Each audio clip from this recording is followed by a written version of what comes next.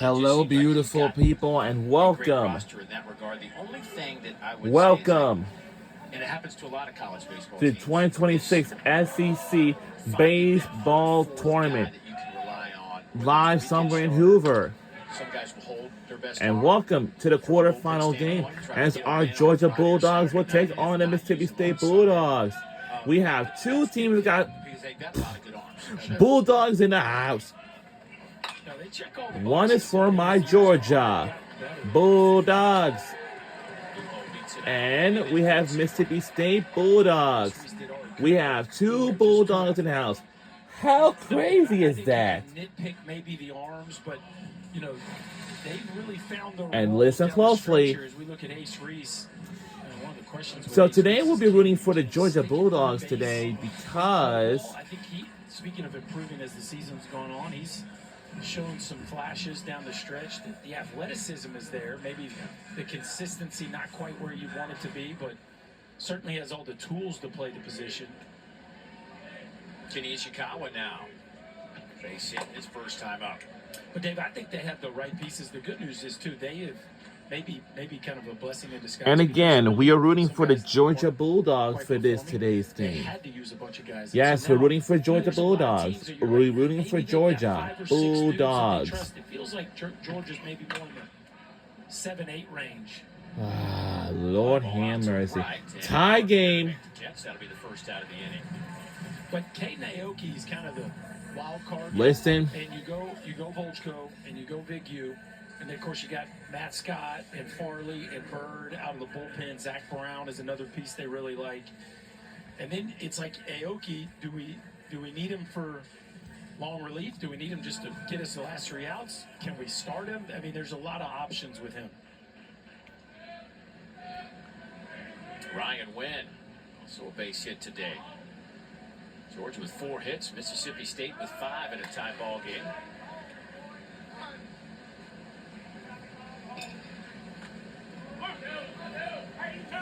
So, for the regular season, our Georgia Bulldogs was the SEC regular season title champions. But I know, and it's still safe here. Duke Stone's done such a nice job of changing his pace. You know, most big, strong arm right-handers, they just want to throw their next pitch. He's really done a nice job of not being afraid to hold.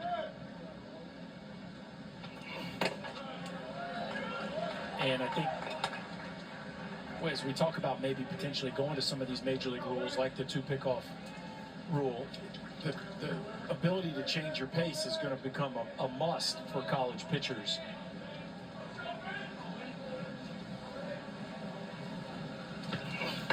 I know you like it, but do you think college will ask those in charge, the decision makers, will implement that 2-pick rule in the college game? I mean, it's impossible to predict. I think the coaches in this league are for it. Yeah.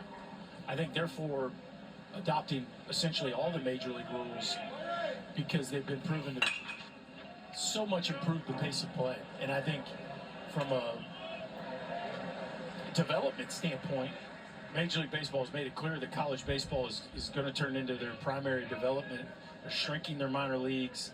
Obviously, the number of players from the power conferences that are in the big leagues continues to grow and be more prominent. Why not play the same brand of ball? And we see, think about how long he's able to hold on some of these. We're on SEC Network for today's game. Actually could be tight. In its quarterfinals. But today, well, he's on the rubber at 15, right? I mean, he's... And everyone here... that thing by 2 seconds, easy. Ooh. I'll have to ask Duke, or maybe you know the answer. All right. I don't know why it's still something else here. We're in the 4th inning right now. Still tie game of 1 apiece, but things would get a little pretty interesting once we get into the 9th inning. When we get to the 9th inning, we'll decide right here. But we got a long way to go. Oh, wow, that's a big hit. Big swing, big hit. Wow. Wow. Second hit for Ryan. That's a big second hit.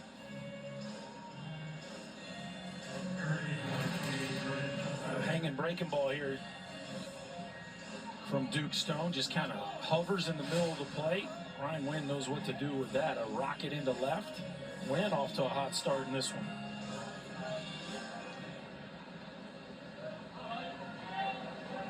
All right.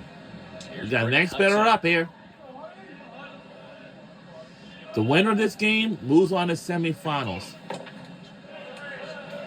Senior transfer. We don't know what our record is right now, but you know the regular season finale already ended in this month. 16 to Athens, Georgia to play his final year. We're on SEC Network. That ball is It's not gonna. It's gone. We're out of here. We have taken it in the lead. here at Hoover Metropolitan Stadium.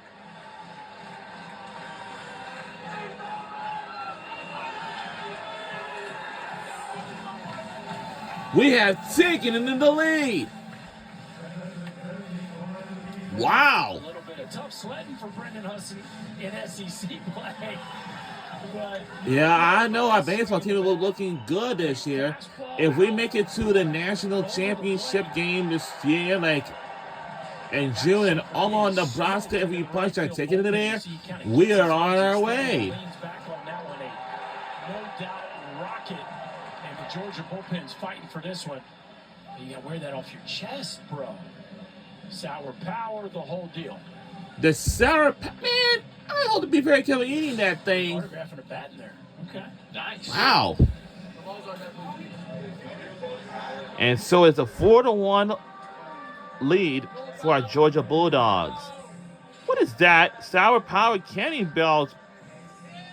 Ooh, I don't even want to eat all that candy up because I don't get no candies in my tooth. So, For Georgia, their yeah, I think NCAA from now. 148th home run of the year.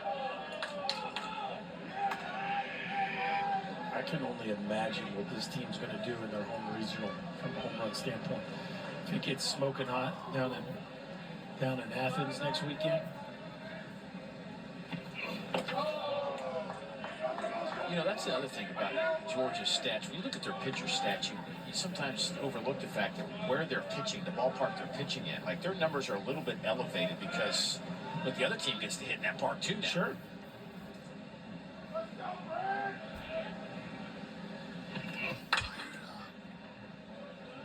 Grant's the veteran shortstop for Georgia. It's everything else. This team chasing It's down like the school Charlie. record for home runs. Georgia. Now, the only thing about this baseball is that whenever we go to the SW tournament, we might likely get a first and second round at home. We'll be one of the other teams. Used to. But foul. I think they had 53 home runs. Like, that's 20 games, something. Yeah, they've been on a heater here last month or so from a long ball standpoint. It is interesting that obviously since 2024 is the Wes Johnson era. And you hire a pitching guy, and the assumption would be that he's going to immediately invest and turn around that side of the ball. And really the loudest part of their program over the last 3 years has been the offense. Now it helps when you inherit a team with Charlie Condon and Corey Collins. That gets you off to a quick start. But they clearly know how to identify and develop power from a player acquisition standpoint. Kobe Branch, how about his power? 17 home runs. You know, I was here a couple of weeks ago. It looks like this game will be. He walks over, introduced himself to me around the cage, and I thought this was great. This is a veteran. This guy's 23. Oh, yeah. Been around. He says, "Hey, Mr. Neal, nice to meet you. I've been a big fan." Well, now I'm going to try to make him the top pick in the draft. Well, let's go down to Chris Budd. all right. Figured out what the bat is. My guy Caden It looks like we were going to the first base, actually. This is the Feed the Trees tracking device. You don't sign it. On the other side, it has But all on the numbers. other side, why would he You fill in only a eat little that sour? dot next to your number so they can keep track. Who's got the most? Whatever that is. I don't eat no candy. Are they like playing the game? No. Yeah. That's choking hands. Like we don't want that. Well, Alizé here. For Hudson, that was number 17. RBIs 41, 42, and 43 as Brian O'Connor on the mound to make a pitching change.